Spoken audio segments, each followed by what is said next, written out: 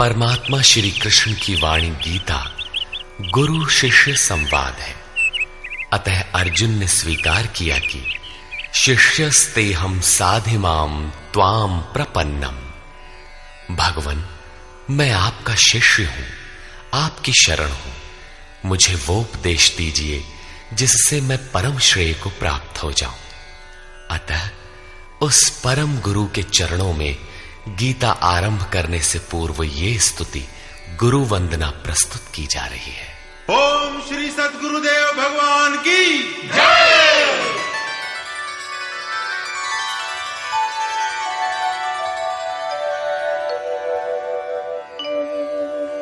जय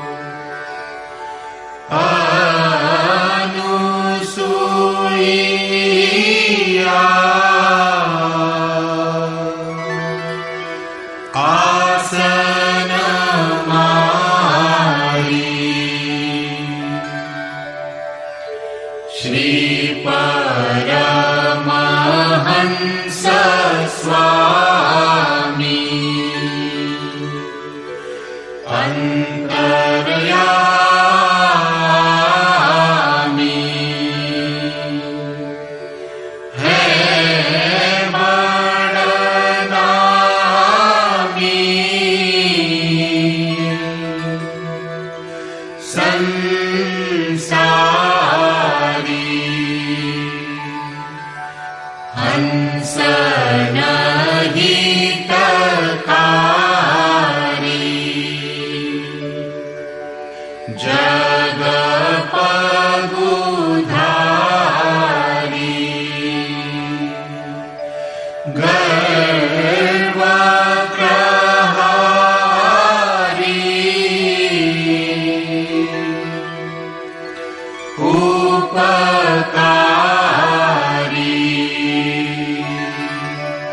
सतपंथ चलायो भरम मिटायो रूप लखायो करतारी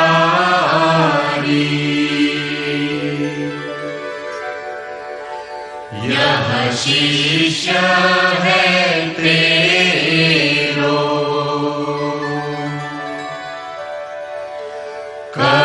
करतनी हो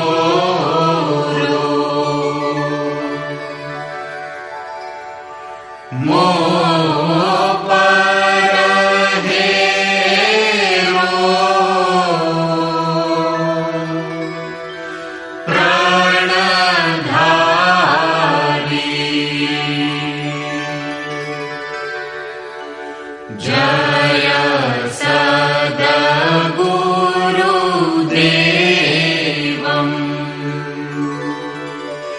परमानन्दम्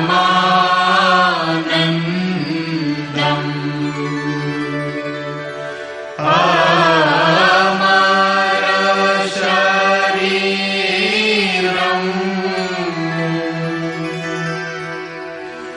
अविकारी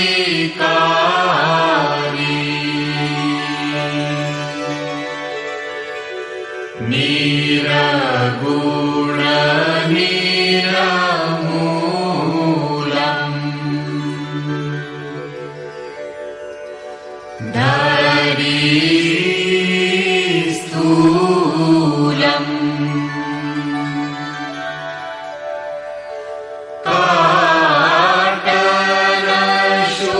काटनशूलम् भवभारी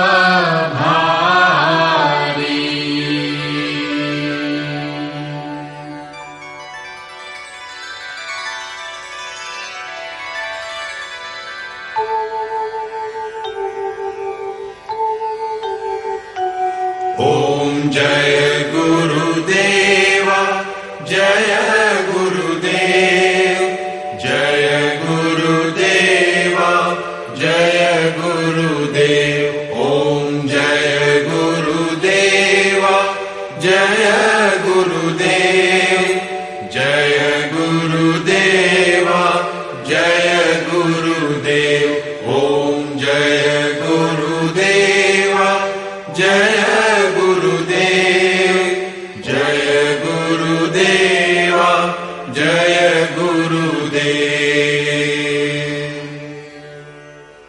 अमृतंश बहनों तथा भाइयों, जिन महापुरुष ने समस्त वेदों का संकलन किया, वेदांत शास्त्र का प्रवर्तन किया, महाभारत तथा भागवत जिनकी कृतियां हैं, उन्होंने शास्त्रों के रूप में किसी ग्रंथ को मान्यता दी तो वो है भगवान श्री कृष्णोक्त गीता।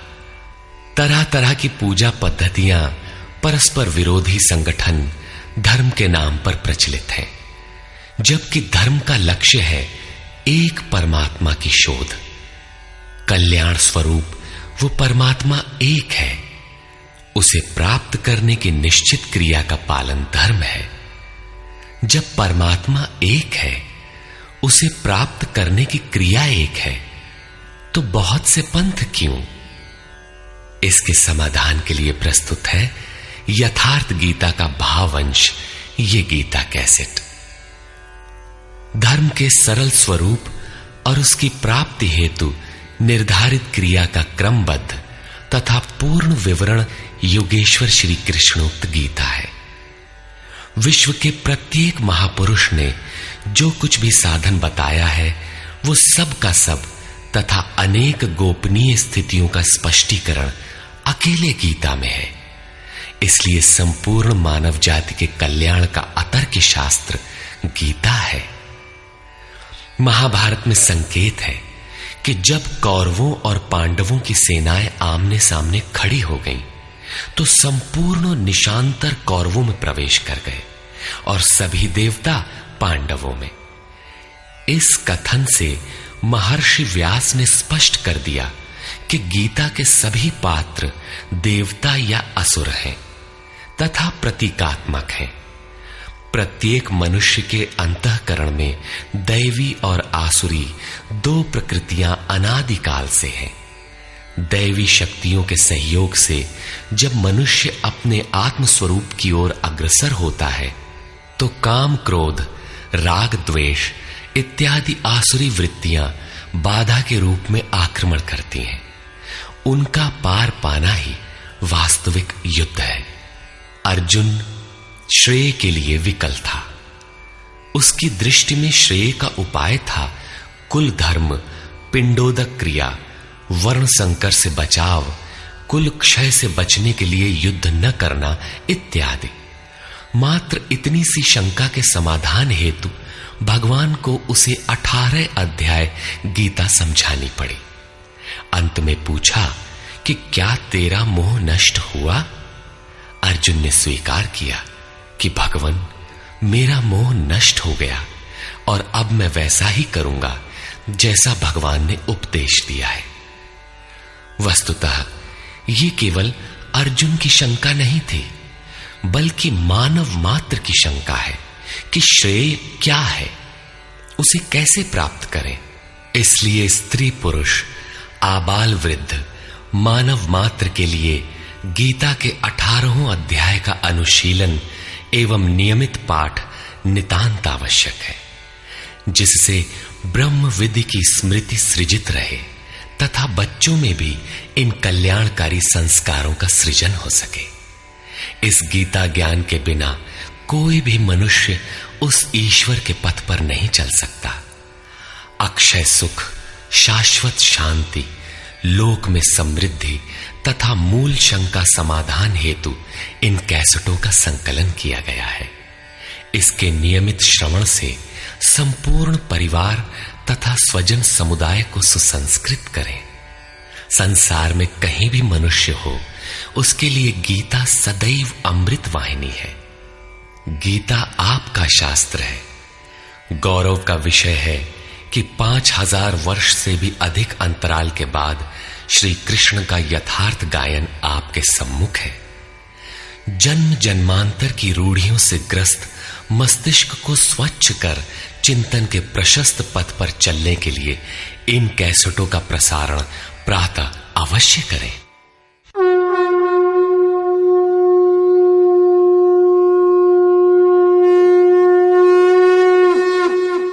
ओम श्री परमात्मने नमः।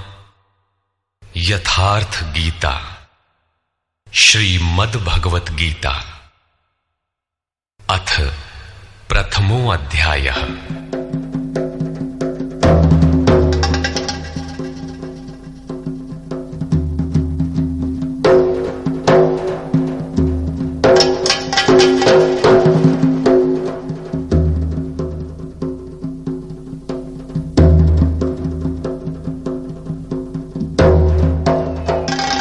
धृतराष्ट्र उवाच।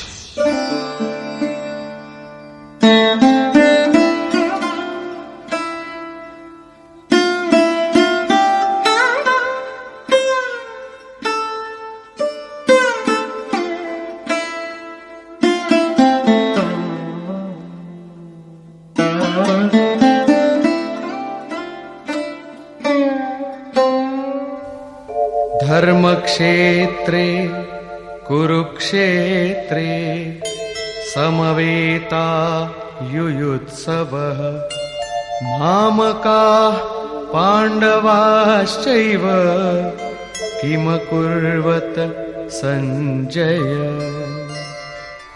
धृतराष्ट्र ने पूछा, हे संजय, धर्म क्षेत्र कुरुक्षेत्र में एकत्र युद्ध की इच्छा वाले मेरे और पांडु के पुत्रों ने क्या किया?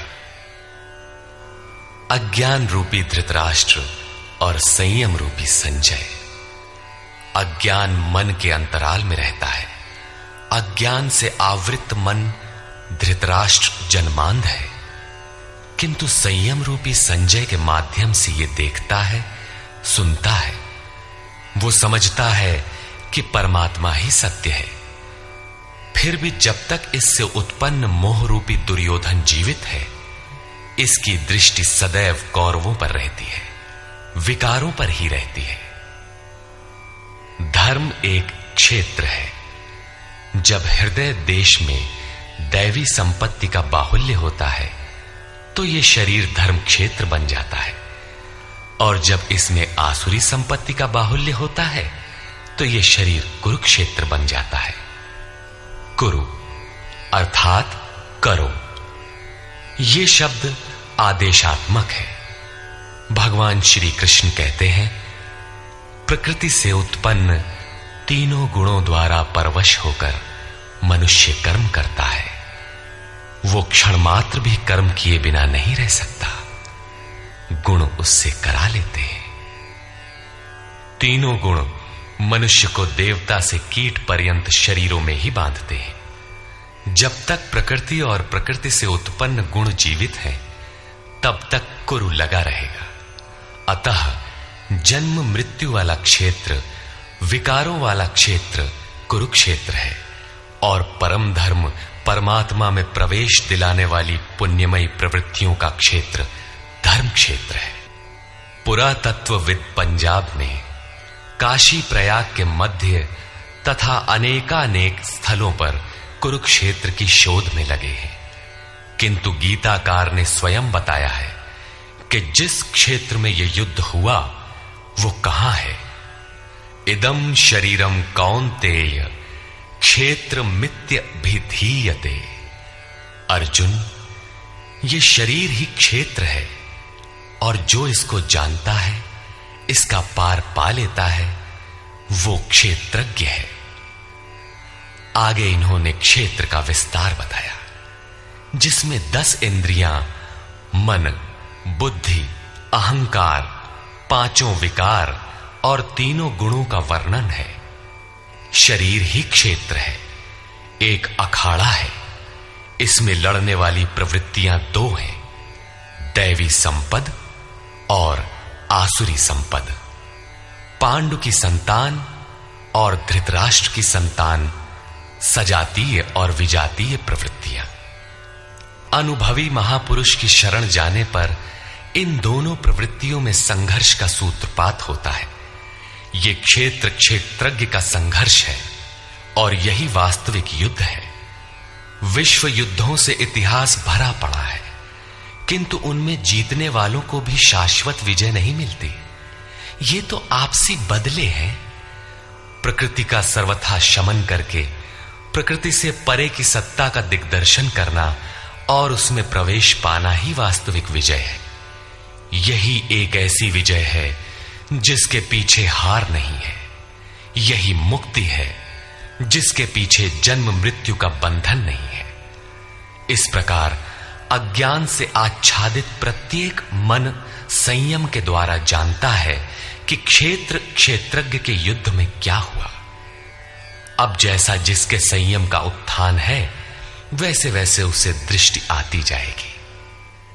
संजय उवाच।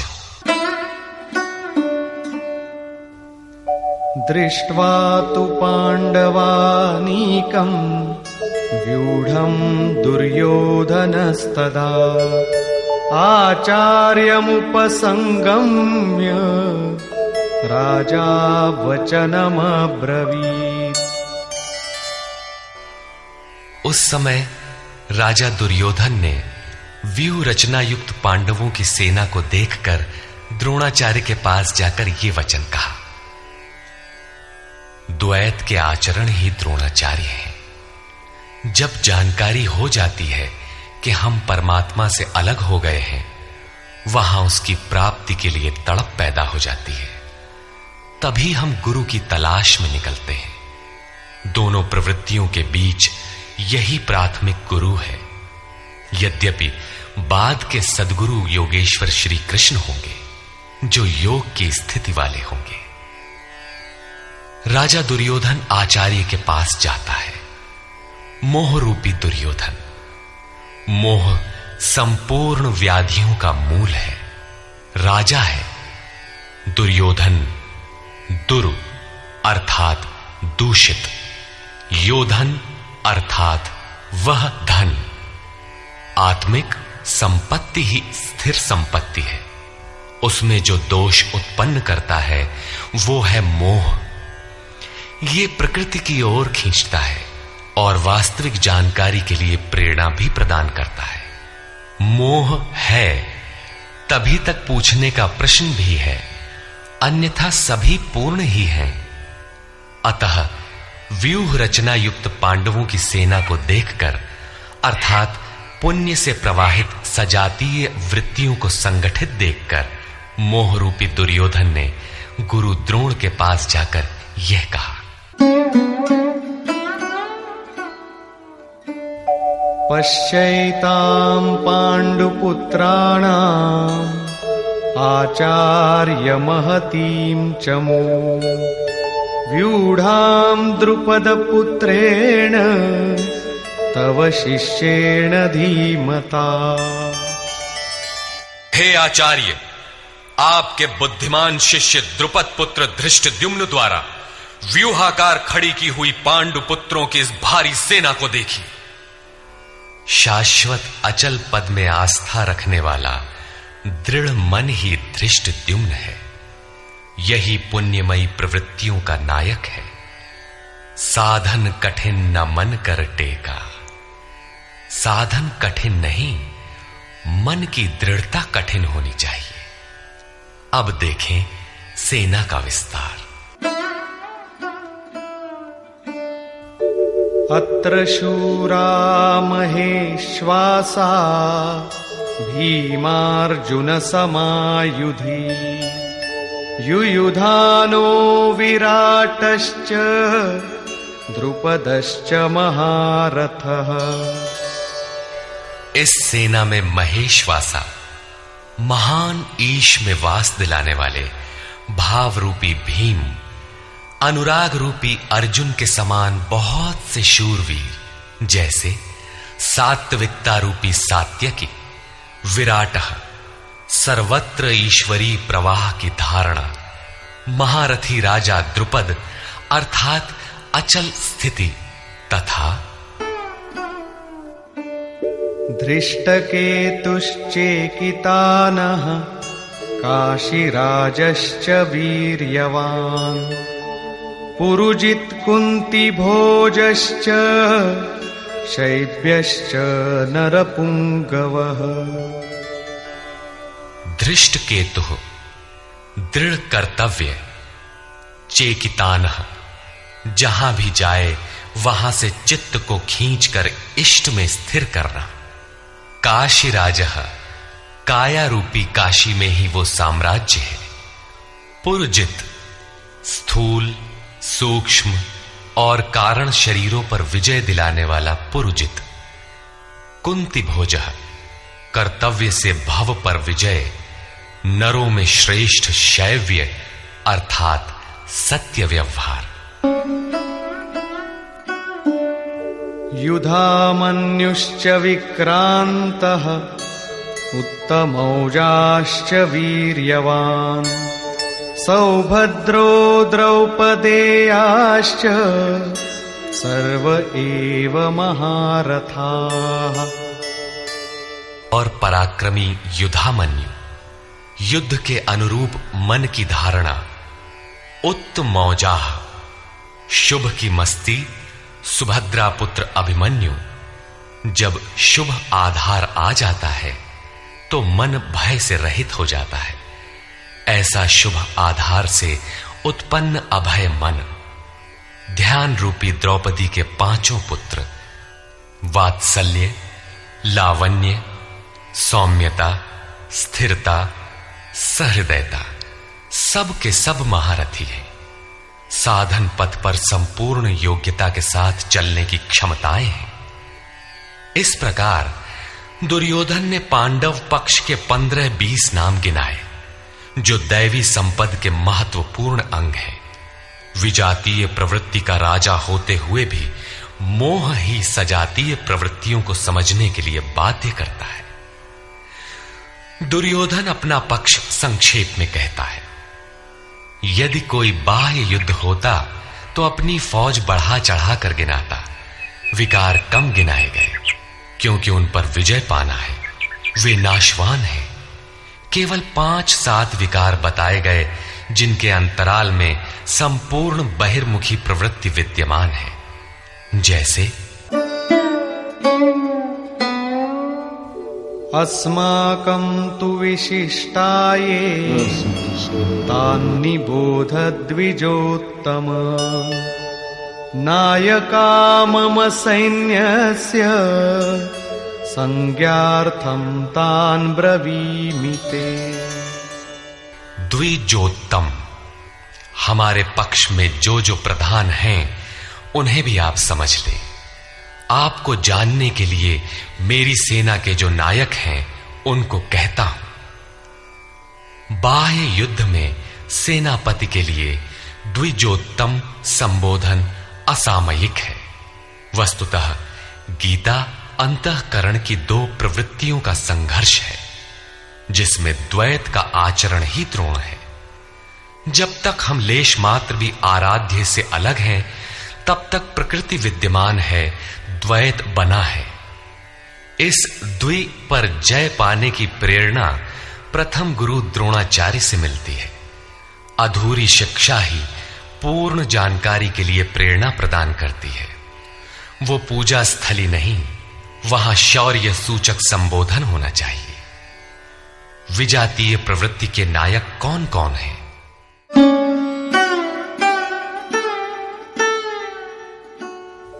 भवान् भीष्मश्च कर्णश्च कृपश्च समितिञ्जयः अश्वत्थामा विकर्णश्च सौमदत्तिस्तथैव च। एक तो स्वयं आप द्वैत के आचरण रूपी द्रोणाचार्य हैं, भ्रम रूपी पितामह भीष्म हैं। भ्रम इन विकारों का उद्गम है, अंत तक जीवित रहता है, इसलिए पितामह है। समूची सेना मर गई, ये जीवित था। शरशैया पर अचेत था, फिर भी जीवित था। ये है भ्रम रूपी भीष्म। भ्रम अंत तक रहता है। इसी प्रकार विजातीय कर्म रूपी कर्ण तथा संग्राम विजयी कृपाचार्य हैं। साधनावस्था में साधक द्वारा कृपा का आचरण ही कृपाचार्य है। भगवान कृपाधाम है और प्राप्ति के पश्चात संत का भी वही स्वरूप है। किंतु साधन काल में जब तक हम अलग हैं, परमात्मा अलग है। विजातीय प्रवृत्ति जीवित है, मोहमयी घिराव है। ऐसी परिस्थिति में साधक यदि कृपा का आचरण करता है तो वो नष्ट हो जाता है। सीता ने दया की तो कुछ काल लंका में प्रायश्चित करना पड़ा। विश्वामित्र दयार्द्र हुए, पतित होना पड़ा। योग सूत्रकार महर्षि पतंजलि भी यही कहते हैं, ते समाधा वुपसर्गा व्युत्थाने सिद्धयः। व्युत्थान काल में सिद्धियां प्रकट होती हैं, वे वास्तव में सिद्धियां हैं, किंतु कैवल्य प्राप्ति के लिए उतनी ही बड़ी विघ्न है जितने काम, क्रोध, लोभ, मोह इत्यादि। गोस्वामी तुलसीदास का भी यही निर्णय है। माया अनेक विघ्न करती है, रिद्धियां प्रदान करती है, यहां तक कि सिद्ध बना देती है। ऐसी अवस्था वाला साधक बगल से निकल भर जाए, मरणासन रोगी भी जी उठेगा। वो भले ठीक हो जाए, किंतु साधक उसे अपनी देन मान बैठे तो नष्ट हो जाएगा। एक रोगी के स्थान पर हजारों रोगी घेर लेंगे। भजन चिंतन का क्रम अवरुद्ध हो जाएगा और उधर बहकते बहकते प्रकृति का बाहुल्य हो जाएगा। यदि लक्ष्य दूर है और साधक कृपा करता है तो कृपा का अकेला आचरण ही समितिंजय समूची सेना को जीत लेगा। इसलिए साधक को पूर्ति पर्यंत इससे सतर्क रहना चाहिए। दया बिनु संत कसाई, दया करी तो आफत आई। लेकिन अधूरी अवस्था में यह विजातीय प्रवृत्ति का दुर्धर्ष योद्धा है। इसी प्रकार आसक्ति रूपी अश्वत्थामा, विकल्प रूपी विकर्ण और भ्रममयी श्वास ही भूरि श्रवा है। ये सभी बहिर्मुखी प्रवाह के नायक हैं।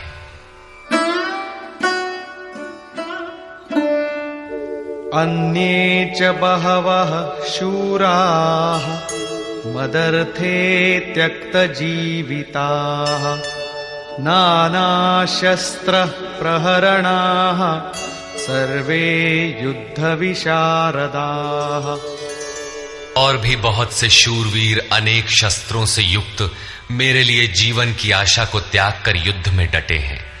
सभी मेरे लिए प्राण त्यागने वाले हैं, किंतु उनकी कोई ठोस गणना नहीं है। अब कौन सी सेना किन भावों द्वारा सुरक्षित है?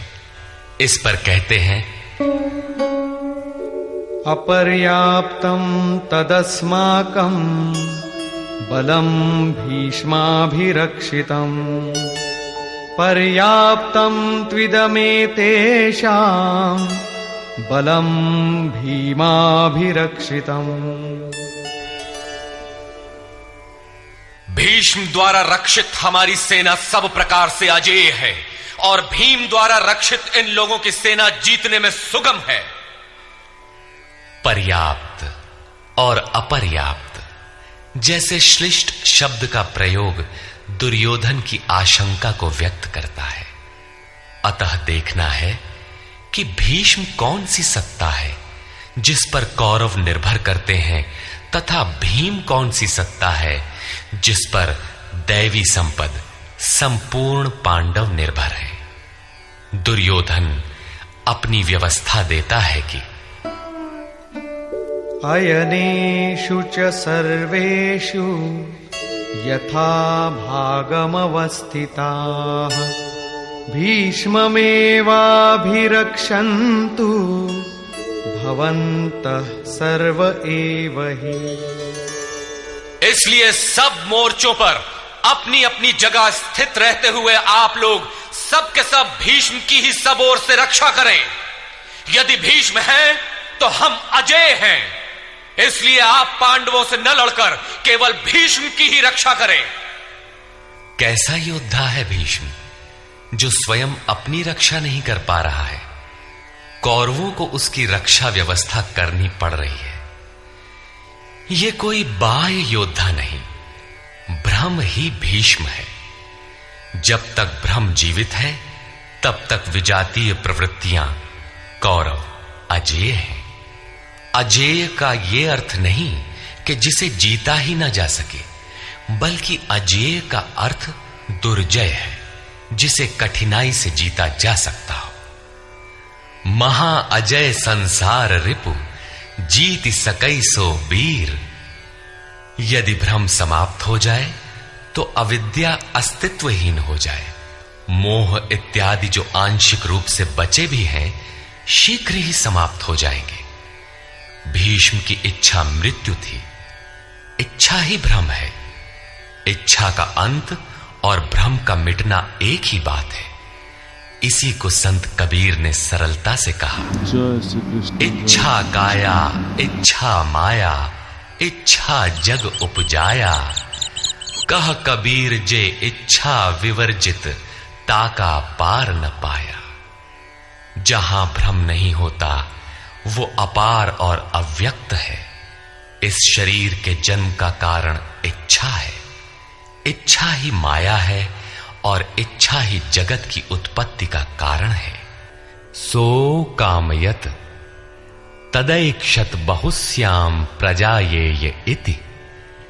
कबीर कहते हैं, जो इच्छाओं से सर्वथा रहित हैं, तिनका पार न पाया।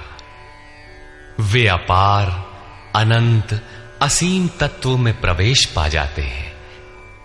यो कामो निष्काम आप्त काम आत्म कामो न तस्य प्राणा उत्क्रामंति ब्रह्म व सन ब्रह्माप्येति। जो कामनाओं से रहित आत्मा में स्थिर आत्म स्वरूप है, उसका कभी पतन नहीं होता। वो ब्रह्म के साथ एक हो जाता है। आरंभ में इच्छाएं अनंत होती हैं और अंततो गत्वा परमात्म प्राप्ति की इच्छा शेष रहती है। जब ये इच्छा भी पूरी हो जाती है, तब इच्छा भी मिट जाती है। यदि उससे भी बड़ी कोई वस्तु होती तो आप उसकी इच्छा अवश्य करते। जब उससे आगे कोई वस्तु है ही नहीं, तो इच्छा किसकी होगी? जब प्राप्त होने योग्य कोई वस्तु अप्राप्त न रह जाए, तो इच्छा भी समूल नष्ट हो जाती है और इच्छा के मिटते ही ब्रह्म का सर्वथा अंत हो जाता है। यही भीष्म की इच्छा मृत्यु है। भीम द्वारा रक्षित इन लोगों की सेना जीतने में सुगम है। भाव रूपी भीम, भावे विद्यते देवः। भाव में वो क्षमता है कि अविदित परमात्मा भी विदित हो जाता है। भाववस्य भगवान सुख निधान करुणा अयन। श्री कृष्ण ने इसे श्रद्धा कहकर संबोधित किया है। भाव में वो क्षमता है कि भगवान को भी वश में कर लेता है। भाव से ही संपूर्ण पुण्यमयी प्रवृत्ति का विकास है। ये पुण्य का संरक्षक है तो इतना बलवान कि परम देव परमात्मा को संभव बनाता है, किंतु साथ ही इतना कोमल भी है कि आज भाव है तो कल अभाव में बदलते देर नहीं लगती। इष्ट में लेश मात्र भी त्रुटि प्रतीत होने पर भाव डगमगा जाता है। पुण्यमयी प्रवृत्ति विचलित हो उठती है, इष्ट से संबंध टूट जाता है। इसलिए भीम द्वारा रक्षित इन लोगों की सेना जीतने में सुगम है। महर्षि पतंजलि का भी यही निर्णय है। स तु दीर्घकाल नैरंतर्य सत्कारा सेवितो दृढ़ भूमि। दीर्घ काल तक निरंतर श्रद्धा भक्ति पूर्वक किया हुआ साधन ही दृढ़ हो पाता है।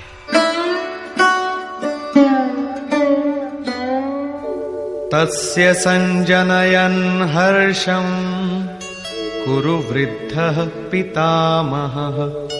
सिंहनादं विनद्योच्चैः शंखं दध्मौ प्रतापवान्। इस प्रकार अपने बलाबल का निर्णय लेकर शंख ध्वनि हुई। शंख ध्वनि पात्रों के पराक्रम की घोषणा है कि जीतने पर कौन सा पात्र आपको क्या देगा। कौरवों में वृद्ध प्रतापवान पितामह भीष्म ने उस दुर्योधन के हृदय में हर्ष उत्पन्न करते हुए उच्च स्वर से सिंहनाद के समान भयप्रद शंख बजाया। सिंह प्रकृति से भयावह पहलू का प्रतीक है। घोर जंगल के नीरव एकांत में शेर की दहाड़ कान में पड़ जाए तो रोंगटे खड़े हो जाएंगे, हृदय कांपने लगेगा। यद्यपि शेर आपसे मीलों दूर है। भय प्रकृति में होता है, परमात्मा में नहीं। वो तो अभय सत्ता है। ब्रह्म रूपी भीष्म यदि विजयी होता है तो प्रकृति के जिस भयारण्य में आप हैं उससे भी अधिक भय के आवरण में बांध देगा। भय की एक परत और बढ़ जाएगी, भय का आवरण घना हो उठेगा। ये भ्रम इसके अतिरिक्त और कुछ नहीं दे सकेगा। अतः प्रकृति से निवृत्ति ही गंतव्य का मार्ग है। संसार में प्रवृत्ति तो भवाटवी है, घोर अंधकार की छाया है। इसके आगे कौरवों की कोई घोषणा नहीं है। कौरवों की ओर से कई बाजे एक साथ बजे, किंतु कुल मिलाकर वे भी भय ही प्रदान करते हैं, इससे अधिक कुछ नहीं। प्रत्येक विकार कुछ न कुछ भय तो देता ही है। इसलिए उन्होंने भी घोषणा की, ततः शंखाश्च भैर्यश्च पणवानक गोमुखाः सहसैवाभ्य हन्यन्त सशब्दस्तु मूलोऽभवत्। तदनंतर अनेक शंख, नगारे, ढोल ढोल और नरसिंहादि बाजे एक साथ ही बजे। उनका शब्द भी बड़ा भयंकर हुआ। भय का संचार करने के अतिरिक्त कौरवों की कोई घोषणा नहीं है। बहिर्मुखी विजातीय प्रवृत्ति सफल होने पर मोहमय बंधन और घना कर देती है। अब पुण्यमयी प्रवृत्तियों की ओर से घोषणाएं हुई, जिनमें पहली घोषणा योगेश्वर श्री कृष्ण की है।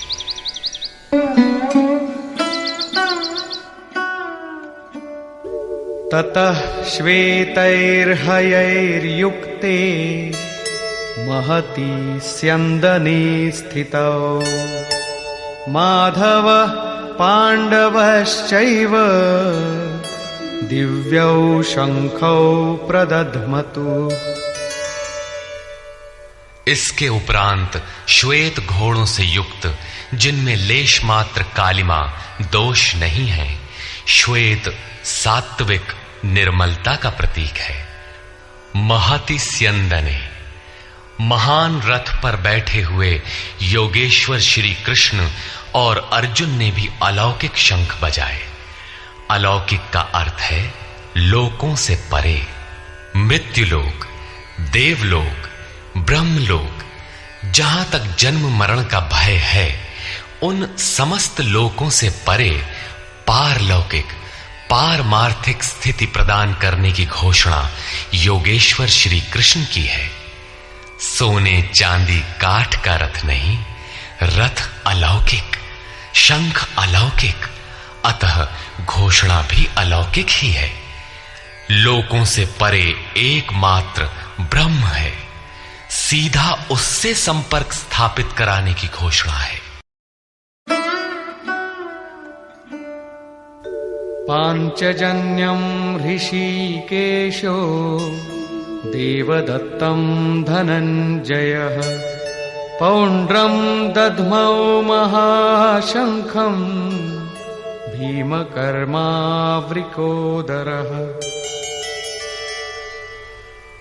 ऋषिकेशः, जो हृदय के सर्वस्व ज्ञाता है, उन कृष्ण ने 5 जन्य शंख बजाया।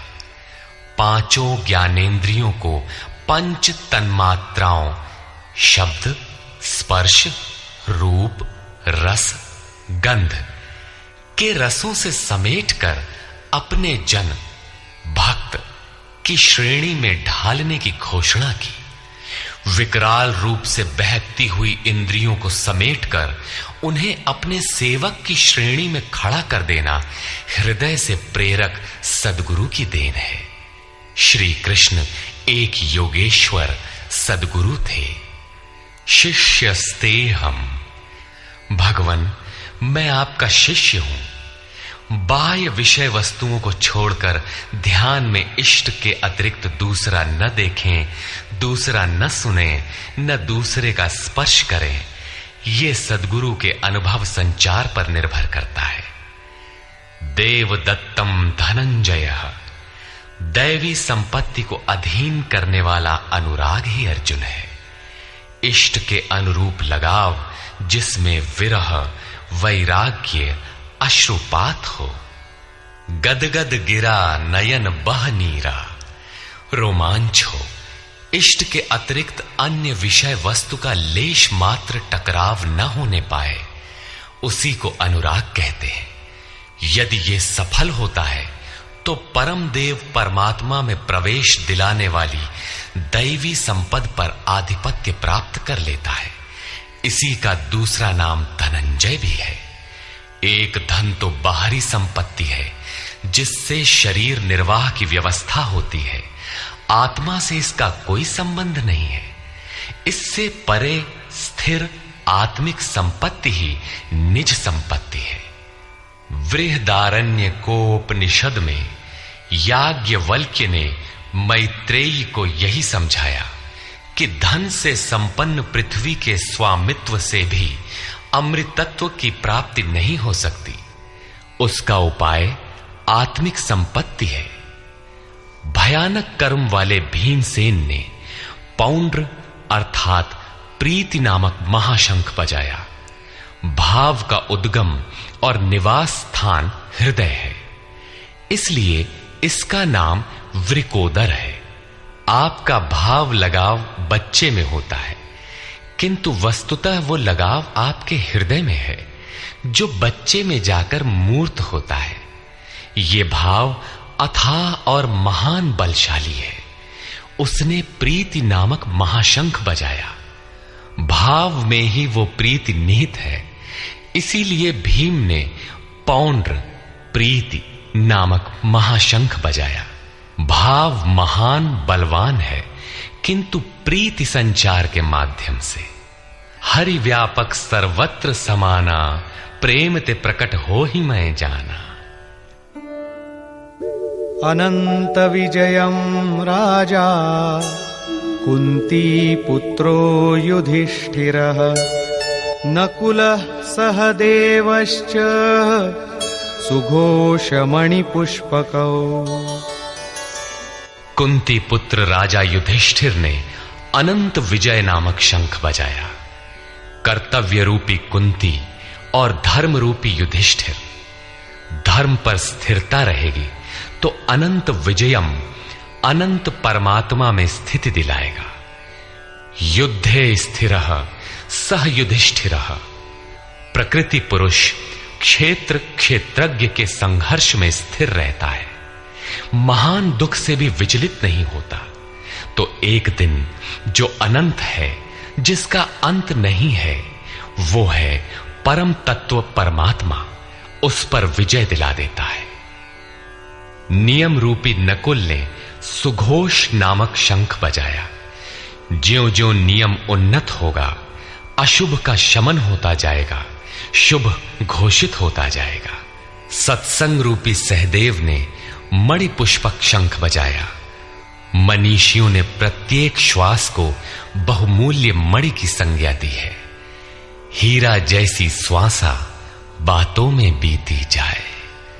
एक सत्संग तो वो है जो आप सत्पुरुषों की वाणी से सुनते हैं, किंतु यथार्थ सत्संग आंतरिक है। श्री कृष्ण के अनुसार आत्मा ही सत्य है, सनातन है। चित्त सब ओर से सिमटकर आत्मा की संगत करने लगे, यही वास्तविक सत्संग है। ये सत्संग चिंतन, ध्यान और समाधि के अभ्यास से संपन्न होता है। ज्यों ज्यों सत्य के सान्निध्य में सुरत टिकती जाएगी, त्यों त्यों एक एक श्वास पर नियंत्रण मिलता जाएगा। मन सहित इंद्रियों का निरोध होता जाएगा। जिस दिन सर्वथा निरोध होगा, वस्तु प्राप्त हो जाएगी। वाद्य यंत्रों की तरह चित्त का आत्मा के स्वर में स्वर मिलाकर संगत करना ही सत्संग है। बाह्य मणि कठोर है, किंतु श्वास मणि पुष्प से भी कोमल है। पुष्प तो विकसित होने या टूटने पर कुम्हलाता है, किंतु आप अगले श्वास तक जीवित रहने की गारंटी नहीं दे सकते। किंतु सत्संग सफल होने पर प्रत्येक श्वास पर नियंत्रण दिलाकर परम लक्ष्य की प्राप्ति करा देता है। इसके आगे पांडवों की कोई घोषणा नहीं है, किंतु प्रत्येक साधन कुछ न कुछ निर्मलता के पथ में दूरी तय करता है। आगे कहते हैं,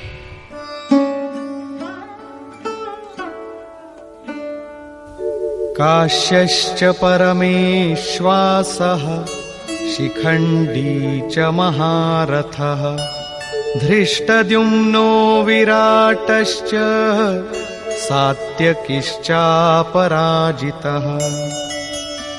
काया रूपी काशी।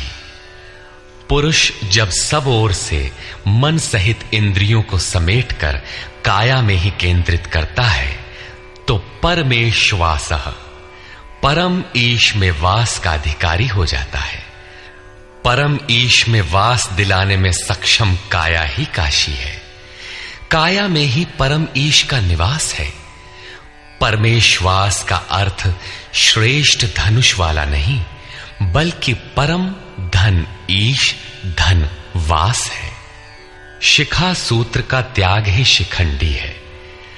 आजकल लोग सिर के बाल कटा लेते हैं और सूत्र के नाम पर गले की जनेऊ हटा लेते हैं, अग्नि जलाना छोड़ देते हैं। हो गया सन्यास उनका। नहीं, वस्तुतः शिखा लक्ष्य का प्रतीक है जिसे आपको पाना है, और सूत्र है संस्कारों का। जब तक आगे परमात्मा को पाना शेष है, पीछे संस्कारों का सूत्रपात लगा हुआ है, तब तक त्याग कैसा, सन्यास कैसा? अभी तो चलने वाले पथिक हैं। जब प्राप्तव्य प्राप्त हो जाए, पीछे लगे हुए संस्कारों की डोर कट जाए, ऐसी अवस्था में ब्रह्म सर्वथा शांत हो जाता है। इसलिए शिखंडी ही ब्रह्म रूपी भीष्म का विनाश करता है। शिखंडी चिंतन पथ की विशिष्ट योग्यता है, महारथी है। धृष्टद्युम्न दृढ़ और अचल मन तथा विराटः सर्वत्र विराट ईश्वर का प्रसार देखने की क्षमता इत्यादि दैवी संपद के प्रमुख गुण हैं। सात्विकता ही सात्य की है। सत्य के चिंतन की प्रवृत्ति अर्थात सात्विकता यदि बनी है तो कभी गिरावट नहीं आने पाएगी, इस संघर्ष में पराजित नहीं होने देगी।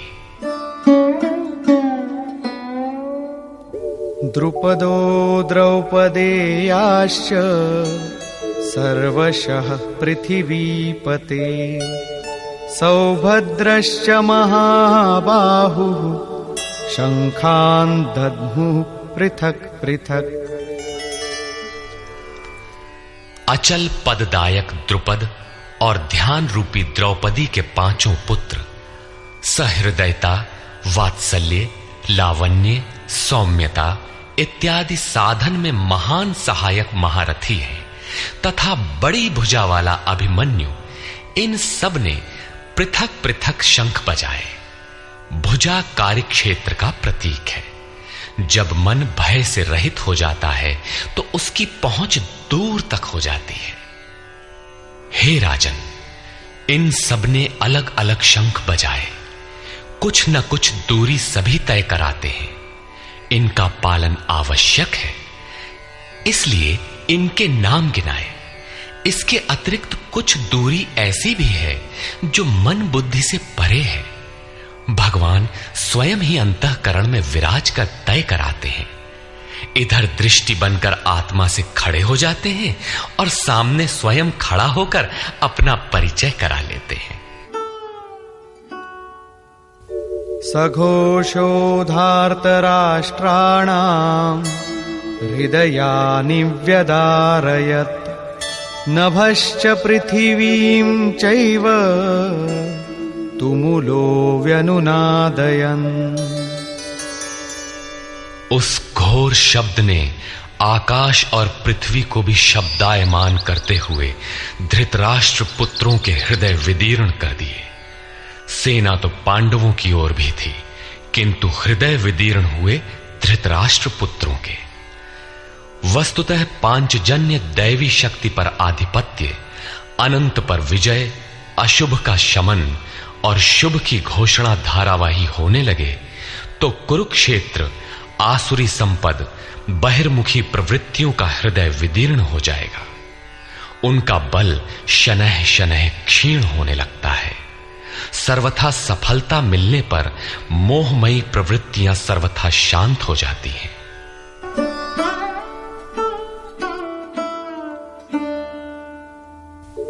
अथ व्यवस्थितान् दृष्ट्वा धार्तराष्ट्रान् कपिध्वजः प्रवृत्ते शस्त्रसम्पाते धनुरुद्यम्य पाण्डवः ऋषिकेशं तदा वाक्यम् इदमाह महीपते सेनयोरुभयोर्मध्ये रथं स्थापयमेच्युत। संयम रूपी संजय ने अज्ञान से आवृत मन को समझाया कि हे राजन, उसके उपरांत कपिध्वजः वैराग्य रूपी हनुमान, वैराग्य ही ध्वज है जिसका। ध्वज राष्ट्र का प्रतीक माना जाता है कुछ लोग कहते हैं ध्वजा चंचल थी, इसलिए कपिध्वज कहा गया, किंतु नहीं, यहां कपि साधारण बंदर नहीं, स्वयं हनुमान थे, जिन्होंने मान अपमान का हनन किया था। सममान निरादर आदरहीन। प्रकृति की देखी सुनी वस्तुओं से, विषयों से राग का त्याग ही वैराग्य है। अतः वैराग्य ही जिसकी ध्वजा है, उस अर्जुन ने व्यवस्थित रूप से धृतराष्ट्र पुत्रों को खड़े देखकर शस्त्र चलने की तैयारी के समय धनुष उठाकर ऋषिकेशम, जो हृदय के सर्वस्व ज्ञाता है, उन योगेश्वर श्री कृष्ण से ये वचन कहा, हे अच्युत, जो कभी च्युत नहीं होता, मेरे रथ को दोनों सेनाओं के बीच खड़ा करिए। यहां सारथी को दिया गया आदेश नहीं, इष्ट सदगुरु से की गई प्रार्थना है, किस लिए खड़ा करें?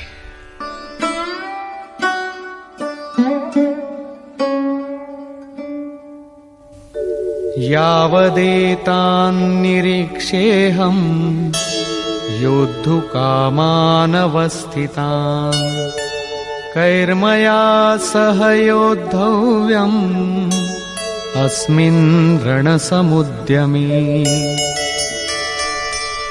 जब तक मैं इन स्थित हुए युद्ध की कामना वालों को अच्छी प्रकार देख न लूं कि इस युद्ध के उद्योग में मुझे किन किन के साथ युद्ध करना योग्य है, इस युद्ध व्यापार में मुझे किन किन के साथ युद्ध करना है। योत्स्यमानानवेक्षेऽहम् य एतेऽत्र समागताः धार्तराष्ट्रस्य दुर्बुद्धेर्युद्धे प्रियचिकीर्षवः। दुर्बुद्धि दुर्योधन का युद्ध में कल्याण चाहने वाले जो जो ये राजा लोग इस सेना में आए हैं, उन युद्ध करने वालों को मैं देखूंगा, इसलिए खड़ा करें। मोह रूपी दुर्योधन, मोहमयी प्रवृत्तियों का कल्याण चाहने वाले जो जो राजा इस युद्ध में आए हैं, उनको मैं देख लूं। संजय उवाच।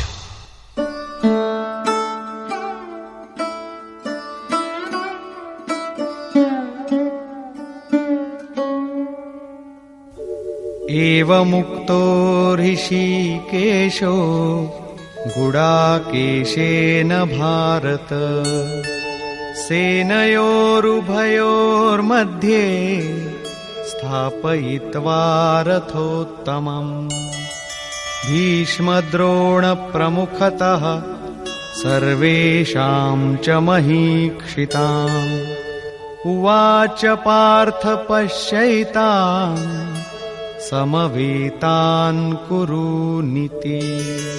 संजय बोला, निद्राजयी अर्जुन द्वारा इस प्रकार कहे जाने पर हृदय के ज्ञाता श्री कृष्ण ने दोनों सेनाओं के बीच भीष्म, द्रोण और महीक्षिताम, शरीर रूपी पृथ्वी पर अधिकार जमाए हुए संपूर्ण राजाओं के बीच उत्तम रथ को खड़ा करके कहा कि पार्थ, इन इकट्ठे हुए कौरवों को देख, यहां उत्तम रथ सोने चांदी का रथ नहीं है। संसार में उत्तम की परिभाषा नश्वर शरीर के प्रति अनुकूलता प्रतिकूलता से की जाती है। ये परिभाषा अपूर्ण है। जो हमारे आत्मा, हमारे स्वरूप का सदैव साथ दे, वही उत्तम है, जिसके पीछे अनुत्तम मलिनता न हो। तत्रापश्यत् स्थितान् पार्थः पितॄनथ पितामहान् आचार्यान् मातुलान् भ्रातॄन् पुत्रान् पौत्रान् सखींस्तथा श्वशुरान् सुहृदश्चैव सेनयोरुभयोरपि। इसके उपरांत अचूक लक्ष्य वाले पार्थिव शरीर को रथ बनाने वाले पार्थ ने उन दोनों सेनाओं में स्थित पिता के भाइयों को, पितामहों को, आचार्यों को, मामाओं को, भाइयों को, पुत्रों को, पौत्रों को, मित्रों को, श्वसुरों को और सुहृदों को देखा। दोनों सेनाओं में अर्जुन को केवल अपना परिवार, मामा का परिवार, ससुराल का परिवार, सुहृद और गुरुजन दिखाई पड़े। प्रचलित गणना के अनुसार 18 अक्षौहिणी 2.5-3 अरब के लगभग होता है, जो आज के विश्व की जनसंख्या के समकक्ष है। इतने मात्र के लिए यदा कदा विश्व स्तर पर आवास, खाद्य समस्या बन जाती है। इतना बड़ा जन समूह अर्जुन के 3-4 रिश्तेदारों का परिवार मात्र था। क्या इतना बड़ा भी किसी का परिवार होता है? कदापि नहीं। ये हृदय देश का चित्रण है। तान् समीक्ष्य स कौन्तेयः सर्वान् बन्धूनवस्थितान् कृपया परयाविष्टो विषीदन्निदमब्रवीत्। इस प्रकार खड़े हुए उन संपूर्ण बंधुओं को देखकर अत्यंत करुणा से आवृत वो कुंती पुत्र अर्जुन शोक करता हुआ बोला। अर्जुन उवाच,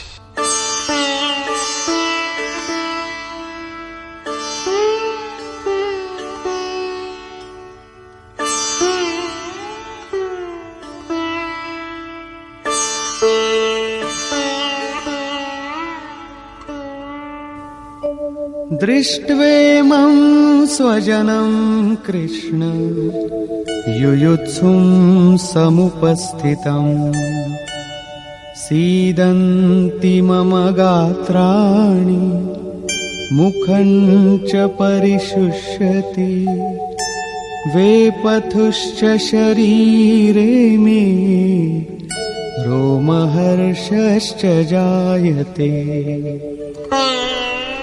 हे कृष्ण, इस युद्ध की इच्छा वाले खड़े हुए स्वजन समुदाय को देखकर मेरे अंग शिथिल हुए जाते हैं, मुख सूखा जाता है और मेरे शरीर में कंप तथा रोमांच हो रहा है। इतना ही नहीं, गांडीवं स्रंसते हस्तात् त्वक्चैव परिदह्यते न च शक्नोम्यवस्थातुं भ्रमतीव च मे मनः। हाथ से गांडीव गिरता है, त्वचा भी जल रही है। अर्जुन को ज्वर सा हो आया, संतप्त हो उठा कि ये कैसा युद्ध है जिसमें स्वजन ही खड़े हैं। अर्जुन को भ्रम हो गया। वो कहता है, अब मैं खड़ा रह पाने में भी अपने को असमर्थ पा रहा हूं। अब आगे देखने की सामर्थ्य नहीं है। निमित्तानि च पश्यामि विपरीतानि केशव न च श्रेयोनुपश्यामि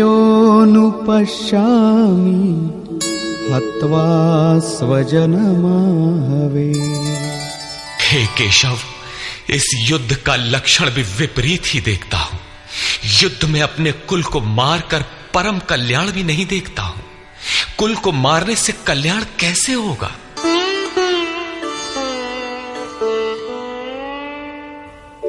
न कांक्षे विजयं कृष्ण न च राज्यं सुखानि च किन्नो राज्येन गोविन्द किं भोगैर्जीवितेन वा।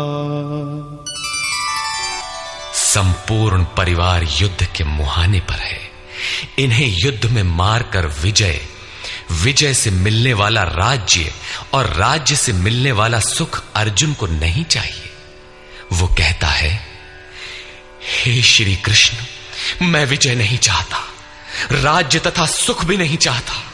हे गोविंद, हमें राज्य या भोग अथवा जीवन से भी क्या प्रयोजन है? क्यों?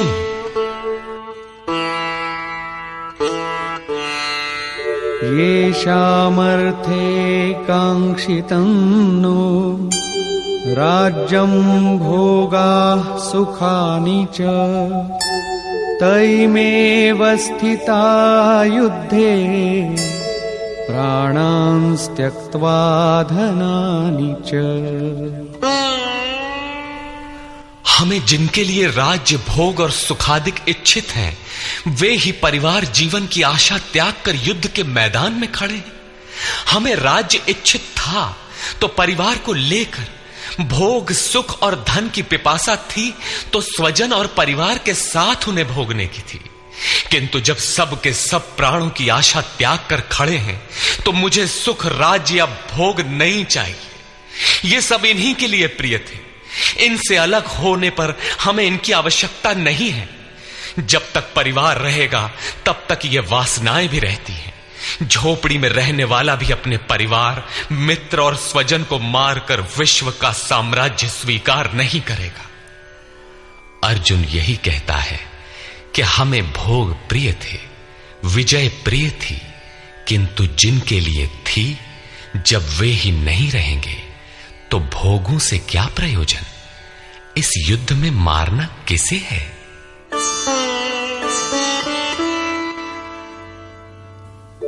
आचार्याः पितरः पुत्राः तथैव च पितामहाः मातुलाः श्वशुराः पौत्राः शालाः सम्बन्धिनस्तथा।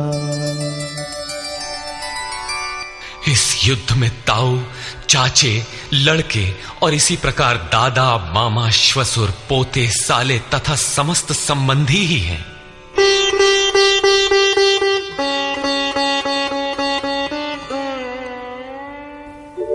एतान्न हन्तुमिच्छामि घ्नतोऽपि मधुसूदन अपि त्रैलोक्यराज्यस्य हेतो किन्नु मही कृते।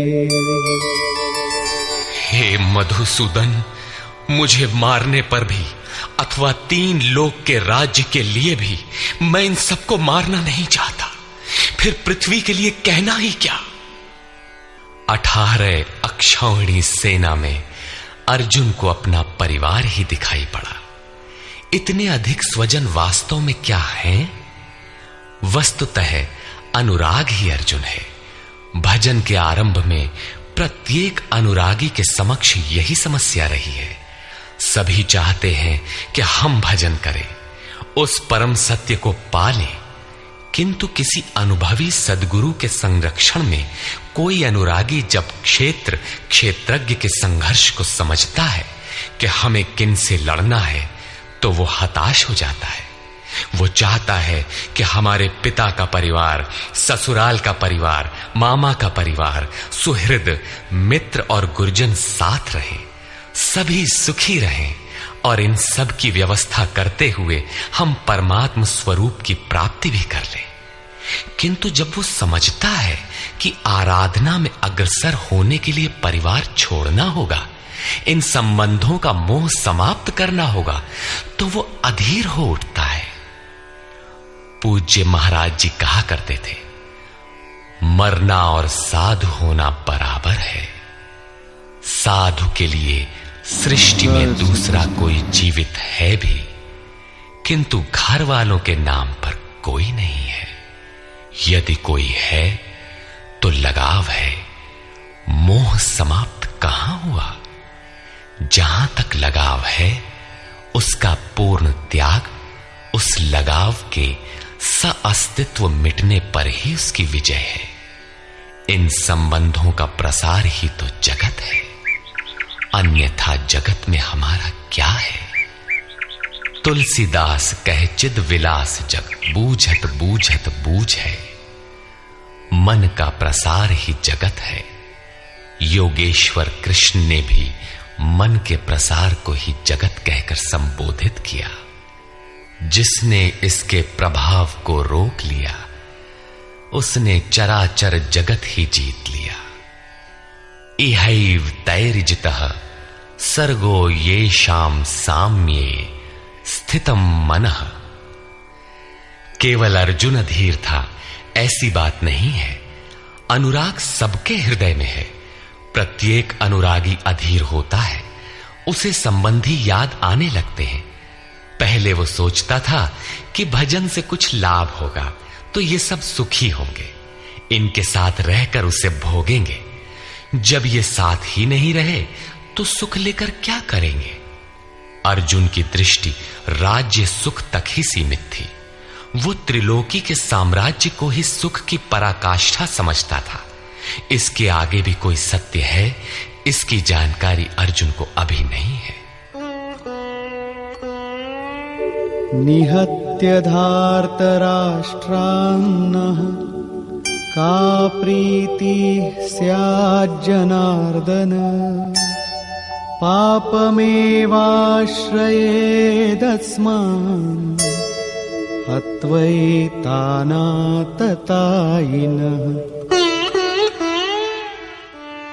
हे जनार्दन, धृतराष्ट्र के पुत्रों को मारकर भी हमें क्या प्रसन्नता होगी।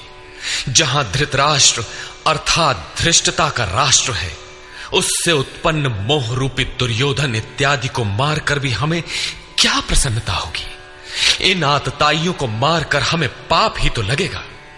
जो जीवन यापन के तुच्छ लाभ के लिए अनीति अपनाता है वो आतताई कहलाता है, किंतु वस्तुतः इससे भी बड़ा आतताई वो है जो आत्मा के पथ में अवरोध उत्पन्न करता है। आत्मदर्शन में बाधक काम, क्रोध, लोभ, मोह आदि का समूह ही आतताई है।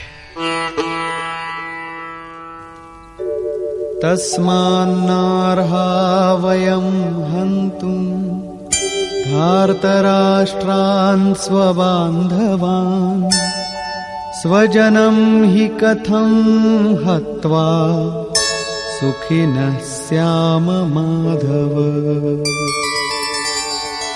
इससे हे माधव, अपने बांधव धृतराष्ट्र के पुत्रों को मारने के लिए हम योग्य नहीं हैं। स्वबांधव कैसे? वे तो शत्रु थे ना। वस्तुतः शरीर के रिश्ते अज्ञान से उत्पन्न होते हैं। ये मामा है, ससुराल है, स्वजन समुदाय है, ये सब अज्ञान ही तो है। जब शरीर ही नश्वर है तब इसके रिश्ते ही कहां रहेंगे। मोह है तभी तक सुहृद है, हमारा परिवार है, हमारी दुनिया है। मोह नहीं तो कुछ भी नहीं। इसीलिए वे शत्रु भी अर्जुन को स्वजन दिखाई पड़े। वो कहता है कि अपने कुटुंब को मारकर हम कैसे सुखी होंगे। यदि अज्ञान और मोह न रहे तो कुटुंब का अस्तित्व न हो। यह अज्ञान ज्ञान का प्रेरक भी है। भर्तृहरि, तुलसी इत्यादि अनेक महानुभावों को वैराग्य की प्रेरणा पत्नी से मिली, तो कोई सौतेली मां के व्यवहार से खिन्न होकर वैराग्य पथ पर अग्रसर हुआ दिखाई देता है।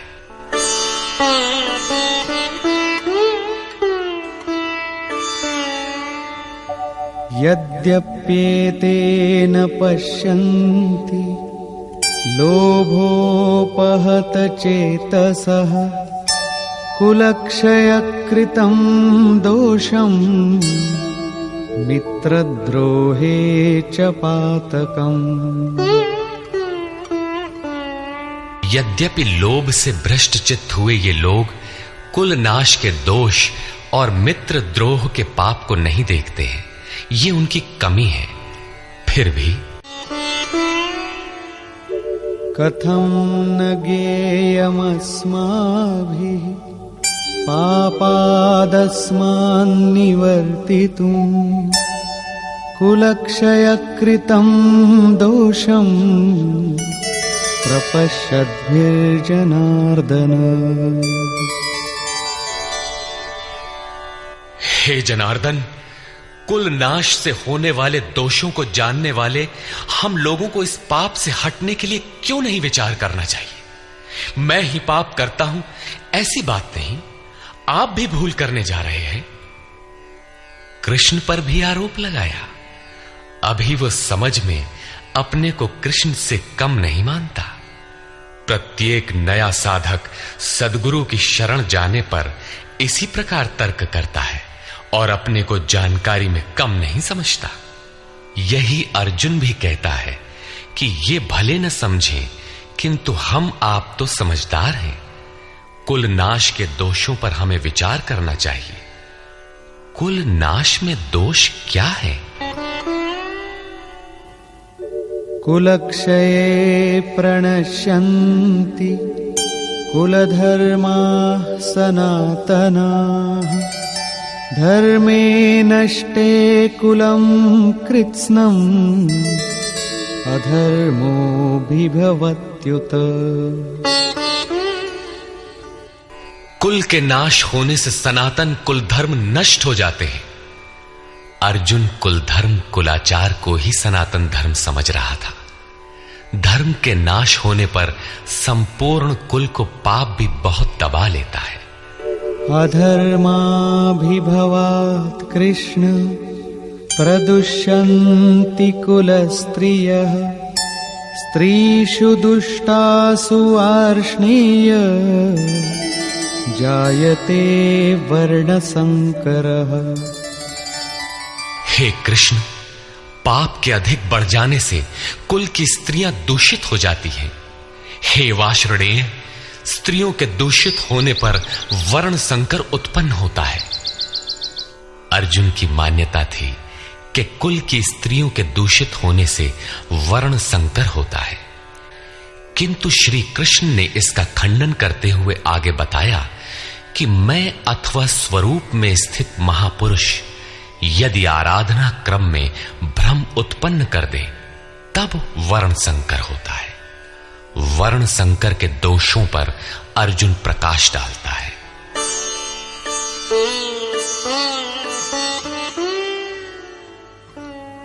संकरो नरकायैव कुलघ्नानां कुलस्य च पतन्ति पितरो येषां लुप्तपिण्डोदकक्रियाः। वर्ण संकर कुल घातियों और कुल को नरक में ले जाने के लिए ही होता है। लुप्त हुई पिंड क्रिया वाले इनके पितर लोग भी गिर जाते हैं। वर्तमान नष्ट हो जाता है, अतीत के पितर गिर जाते हैं और भविष्य वाले भी गिरेंगे। इतना ही नहीं, दोषैरेतैः कुलघ्नानां वर्णसंकरकारकैः उत्साद्यन्ते जातिधर्माः कुलधर्माश्च शाश्वताः। इन वर्ण संकर कारक दोषों से कुल और कुलघातियों के सनातन कुल धर्म और जाति धर्म नष्ट हो जाते हैं। अर्जुन मानता था कि कुल धर्म सनातन है, कुल धर्म ही शाश्वत है, किंतु श्री कृष्ण ने इसका खंडन किया और आगे बताया कि आत्मा ही सनातन शाश्वत धर्म है। वास्तविक सनातन धर्म को जानने से पहले मनुष्य धर्म के नाम पर किसी न किसी रूढ़ि को जानता है। ठीक इसी प्रकार अर्जुन भी जानता है जो कृष्ण के शब्दों में एक रूढ़ि है। उत्सन्न कुलधर्माणां मनुष्याणां जनार्दन नरके नियतं वासो भवतीत्यनुशुश्रुम। हे जनार्दन, नष्ट हुए कुल धर्म वाले मनुष्यों का अनंत काल तक नरक में वास होता है, ऐसा हमने सुना है। कुल धर्म ही नहीं नष्ट होता, बल्कि शाश्वत सनातन धर्म भी नष्ट हो जाता है। जब धर्म ही नष्ट हो गया तो ऐसे पुरुष का अनंत काल तक नरक में निवास होता है, ऐसा हमने सुना है, देखा नहीं, सुना है। अहो बत महत् पापं कर्तुं व्यवसिता वयं यद्राज्य सुखलोभेन हन्तुं स्वजनमुद्यताः। अहो, शोक है कि हम लोग बुद्धिमान होकर भी महान पाप करने को तैयार हुए हैं। राज्य और सुख के लोभ से अपने कुल को मारने के लिए उद्यत हुए हैं। अभी अर्जुन अपने को कम ज्ञाता नहीं समझता। आरंभ में प्रत्येक साधक इसी प्रकार बोलता है। महात्मा बुद्ध का कथन है कि मनुष्य जब अधूरी जानकारी रखता है तो अपने को महान ज्ञानी समझता है, और जब आधे से आगे की जानकारी हासिल करने लगता है तो अपने को महान मूर्ख समझता है। ठीक इसी प्रकार अर्जुन भी अपने को ज्ञानी ही समझता है। वो कृष्ण को ही समझाता है कि उस पाप से परम कल्याण हो, ऐसी बात भी नहीं। केवल राज्य और सुख के लोभ में पड़कर हम लोग कुल नाश करने को उद्यत हुए हैं। महान भूल कर रहे हैं। हम ही भूल कर रहे हैं, ऐसी बात नहीं, आप भी भूल कर रहे हैं। एक धक्का कृष्ण को भी दिया। अंत में अर्जुन अपना निर्णय देता है। यदि माम प्रतीकारम् अशस्त्रं शस्त्रपाणयः धार्तराष्ट्रारणे हन्युः तन्मे क्षेमतरं भवेत्। यदि मुझ शस्त्र रहित न सामना करने वाले को शस्त्रधारी धृतराष्ट्र के पुत्र रण में मारे तो उनका वो मारना भी मेरे लिए अति कल्याणकारक होगा। इतिहास तो कहेगा कि अर्जुन समझदार था, जिसने अपनी बलि देकर युद्ध बचा लिया। लोग प्राणों की आहुति दे डालते हैं कि भोले भाले मासूम बच्चे सुखी रहें, कुल तो बचा रहे। मनुष्य विदेश चला जाए, वैभव पूर्ण प्रासाद में रहे, किंतु 2 दिन बाद उसे अपनी छोड़ी हुई झोपड़ी याद आने लगती है। मोह इतना प्रबल होता है। इसीलिए अर्जुन कहता है कि शस्त्रधारी धृतराष्ट्र के पुत्र मुझ न प्रतिकार करने वाले को रण में मार दे, तब भी वो मेरे लिए अति कल्याणकारी होगा, ताकि लड़के तो सुखी रहें। संजय उवाच।